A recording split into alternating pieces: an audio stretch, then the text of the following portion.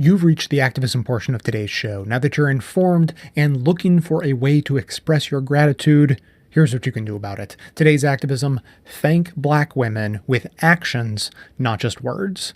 In the wake of the Alabama Senate race heard around the world, there has been a lot of well-deserved and overdue thanks going out to Black women.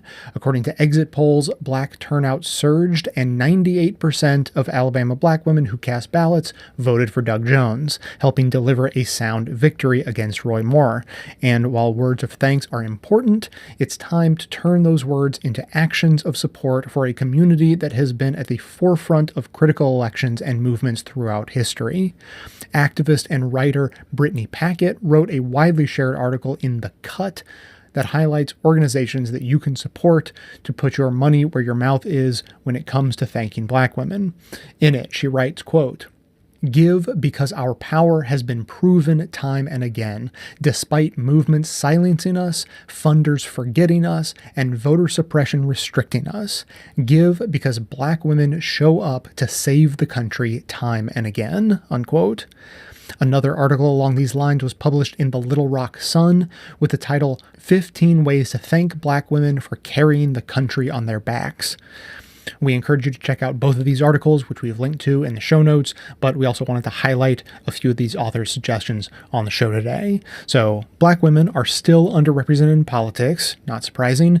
Higher Heights Leadership Fund seeks to elevate Black women's voices to shape and advance progressive policies and to provide opportunities for these women to build their leadership skills. Check out their hashtag BlackWomenLead to help amplify, and go to higherheightsleadershipfund.org to learn more. Black voters in Alabama cast votes at a higher rate than white voters despite strict voter ID laws and the closing of DMV offices in predominantly Black parts of the state. The organization Woke Vote, a collaborative of grassroots organizers in the South, was part of that success.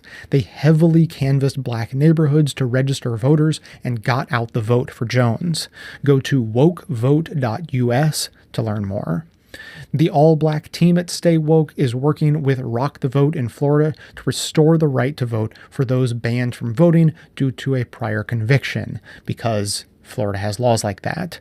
Stay Woke is getting signatures for a petition to get an initiative on the ballot in 2018 that could restore 1.6 million Floridians' ability to vote if passed.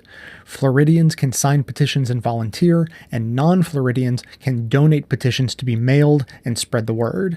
The petition must be completed by February 1st, so go to florida.ourstates.org to get involved.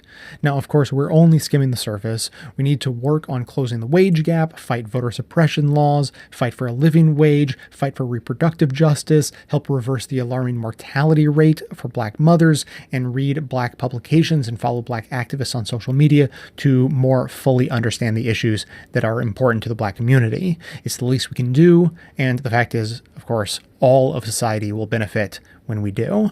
The segment notes include all of the links to this information as well as additional resources, and as always, this and every activism segment we produce is archived and organized under the Activism tab at bestofleft.com. So if thanking Black women in a tangible way is important to you, be sure to hit the share buttons to spread the word about thanking Black women with actions, not just words, via social media, so that others in your network can spread the word too.